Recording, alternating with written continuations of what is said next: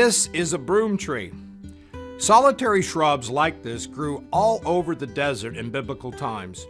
Rugged, resourceful plants that shot their roots deep into the unforgiving dry soil. 1 Kings 19 tells the story of Elijah, who after defeating the prophets of Baal and prophesying rain after a drought, had his life threatened by the corrupt queen Jezebel. Exhausted and on the run, Elijah collapses under a broom tree to rest. Broom trees or similar desert shrubs show up at pivotal moments throughout the Old Testament. Job describes the broom tree as a place of desolation and ruin. The psalmist connects the broom tree with punishment. Hagar leaves her son under a shrub to die in Genesis 21 after being exiled by Abraham. The broom tree, like the desert where it's found, is associated with loss, emptiness, and being exhausted of our resources, and with hearing the voice of God. Elijah slept on the uncomfortable rocks and woke up to the smell of bread cooking. Notice the passage. And he lay down and slept under a broom tree. And behold, an angel touched him and said to him, Arise and eat. And he looked, and behold, there was at his head a cake baked on hot stones and a jar of water. And he ate and drank and lay down again.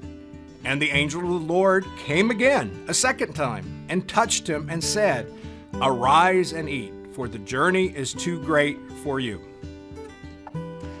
Under the broom tree, a place associated with waste and desolation, when he was at the end of his rope, Elijah gets the sustenance he needs.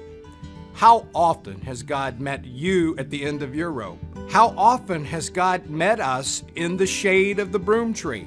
Sometimes it is when we're stripped of the strength of our defense mechanisms that God leads and guides us the most clearly.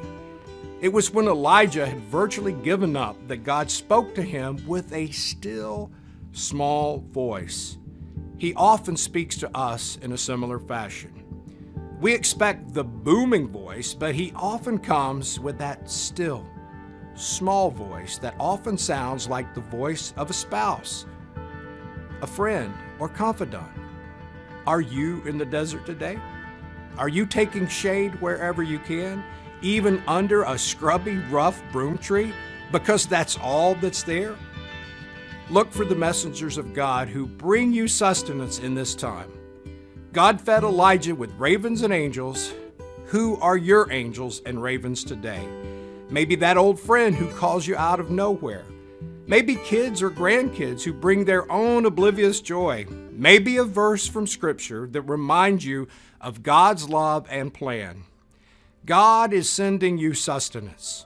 He knows what you need, and He sees you even under the broom tree. I'm Greg Williams, speaking of life. Thanks for watching GCI's Speaking of Life. We hope you enjoyed it and were inspired. We'd love to connect with you, so be sure to like us on Facebook. You can also check out more on our website and subscribe to our newsletter for the most current GCI news. Thanks again for watching, and we'll see you in the next video.